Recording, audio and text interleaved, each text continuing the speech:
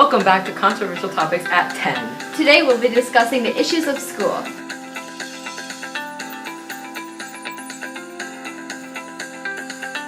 One of the first topics we will be discussing today is homework. No one likes it, but we all have to do it. When you enter high school, the homework load isn't bad. As you become older and enter sophomore year, there's a little bit more homework, but it's still pretty easy to juggle school, a social life, and extracurriculars. As junior year rolls around, it's like getting smacked in the face with a dictionary.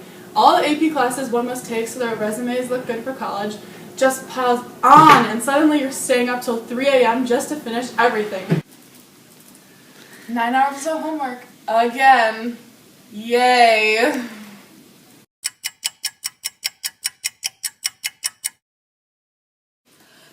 Yes, I finally finished all my homework and it's only 3 a.m. Yay!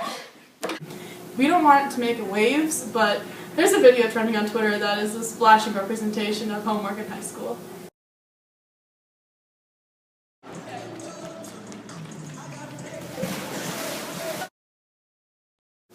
You start off dipping your toe into the pool of endless homework. Not sure if you're ready to fully commit to it, when out of nowhere you're pushed in, not prepared, and confused on what just happened. In today's world, teachers commonly say, it's only an hour and a half of homework every night, like it's easy to do. What they don't realize is that almost every teacher says that. There's a total of 9 hours a night of homework if they actually give it to us. That's an hour and a half of homework for each class. 9 hours of homework, 7 hours of school, and plus the standard 8 hours of sleep you're supposed to get makes one whole day. How are you supposed to do any outside activities and still hang out with your friends?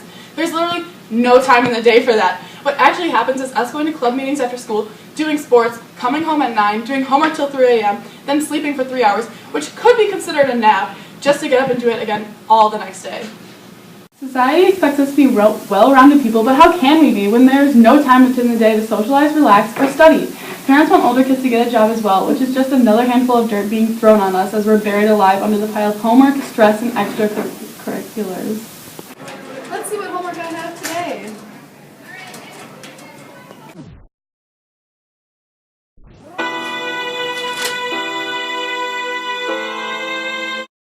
There's also always that one case when you do work in class and think you've got it, but then when you get home to do the homework, it's totally different and you have to teach yourself how to do the problems. Sometimes the homework we do doesn't even relate to what's on the test. I totally got this. I'm gonna ace this test tomorrow. Test time, students! Can I borrow a pencil? Yeah. Thank you. Okay, guys, you better not fail this. It makes me look bad. What is this?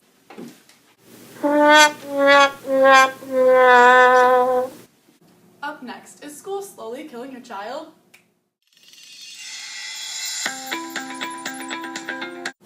One of the biggest issues concerning school that needs to be brought to attention is the health of students. This topic is not given enough recognition and has a tremendous role in students' performance and functionality. In recent studies, researchers claim that sitting for more than several hours can lead to long-term health issues such as obesity, organ failure, and so on. Children spend 90% of their time indoors, and much of that time is spent in school sitting in classrooms. As students are sitting for outrageously extended periods of time, they are technically shortening their lifespan. Essentially, school is killing children.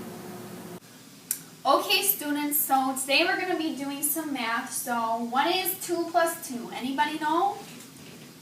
Yes? It's 4. Oh, good job, good job. Yes, 2 plus 2 equals 4.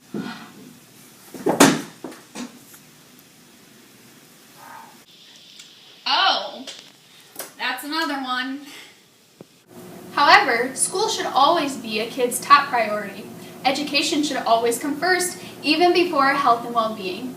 You would much rather get into a good college than live, right? The most detrimental aspect of school to a teen's health is the amount of stress they receive each day with an excessively ridiculous amount of homework. It's not that much homework. Like, I mean, like, I'll be fine. Yeah, I'll be fine. Like, I was only get like 10 minutes of sleep, but you know what? It's okay. I can handle it. I'm okay. Students are pushed past their limit with the extreme expectations high school sets, which causes them to break down and develop disorders and mental breakdowns. Stress has direct connections to anxiety, depression, mood swings, and seizures. Oh, hey Lily, are you free on Friday? Are you kidding me? Why would you be asking me that? I'm not free on Friday. I have so much to do. Shouldn't you know that? Sorry. Schooling has also robbed high schoolers of their basic necessity, sleep. Public school systems are often created to ensure that students are sleep deprived and unattentive. This helps students with unlocking their subconscious mind and learning through it. It has been proved that people learn more when their brains are not functioning.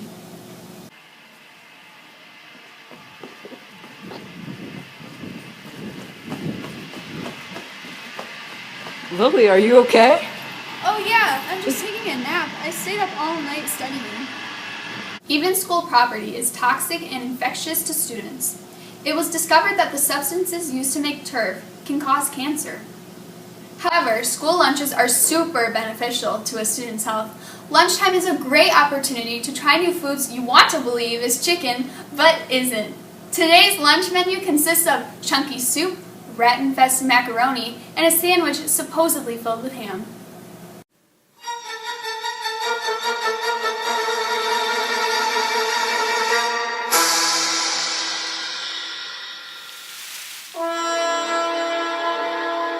It seems ironic that the Board of Education seems to stress healthy eating in order to have teens function properly and prevent sickness, when students are given food that is fully capable of being harmful to their health. Schools should use funding on more important aspects, such as food, in order to sustain the health of students. But how much money is there actually to spend?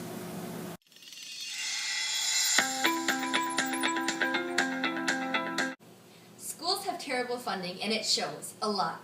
Today's schools around the United States are filled with incredibly nutritious meals that taste amazing. While schools used to serve good foods like pizza and fries, now they let students enjoy old mac and cheese and rotting fruit. Delicious, right? And speaking of the gross lunches, have you seen the bathrooms? It's like they pay the janitors to sit there and do absolutely nothing. Which, I mean, what else would you do if you're only getting paid with the leftover cafeteria food? Yeah? The bathrooms reek, and I think everyone knows there is never any toilet paper in the holder. But don't fret, there's plenty on the floor for your disposal. Give me a second, Lily. I gotta go to the bathroom. Oh wait, don't use that bathroom. It's out of order and it smells really bad. None of the janitors do their job here. Don't use that. Okay, then I'll go to Sea Hall. No, I don't think there's any bathrooms actually to use. They're all so bad. Oh, dang. Okay, then let me go get my car keys. I gotta go home. I really gotta go. And if you think that's bad, wait until you go into the classroom to find leaky tiles. No wonder teachers don't want to teach, though. They have to deal with all of these issues, and they don't get paid enough. But on a more serious note, see all of the problems? School funding absolutely sucks, and it gets worse when you look at funding for certain sports. These small sports like tennis and swim get little to no recognition for anything they do. Smaller sports also only get a small portion of funding to help, which does so much. You would think that every sport has an equal amount of money going towards, but no. This is astonishing that their team can't even play because they're not supplied with tennis balls. How do they expect them to practice or even get better? Funding is a big problem that leads to a lack of quality lunches, cleanliness of rooms, quality of teachers, and equipment needed to succeed, and it needs to be changed. Next up, Renata will be discussing the issues of teachers not teaching.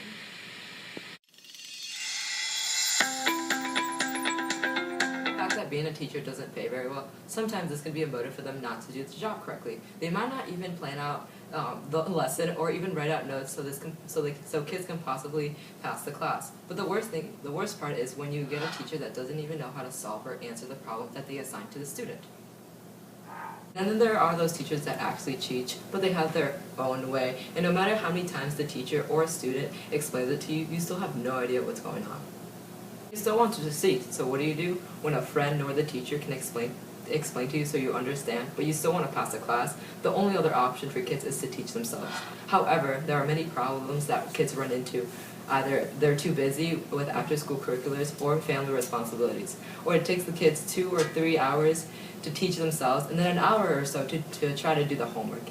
And most of the time, you just end up doing 1 out of 30 problems that the teacher assigns. Even after all that hard work, you quite don't understand what's going on. And that's the problem that most students run into. I guess we'll have to teach ourselves. Again.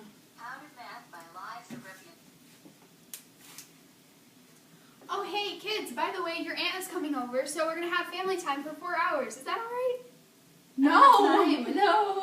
it's not. Well, on to the next point, asking a question. This, for the most part, occurs when you're really desperate.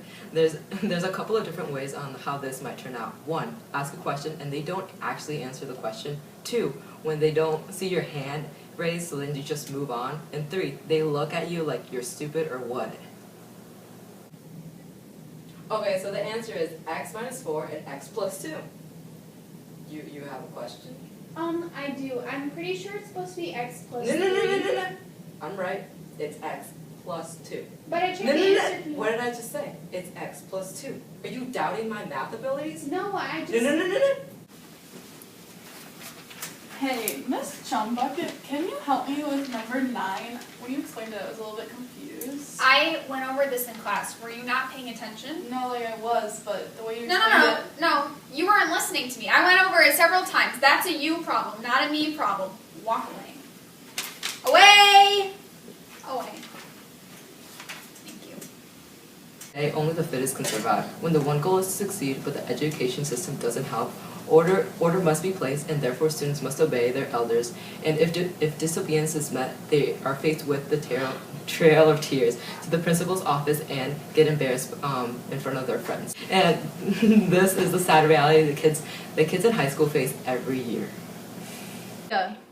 Well, that's all for today, folks. If you found this relatable or want to make a change in the school system, tweet us at #RelatableNews.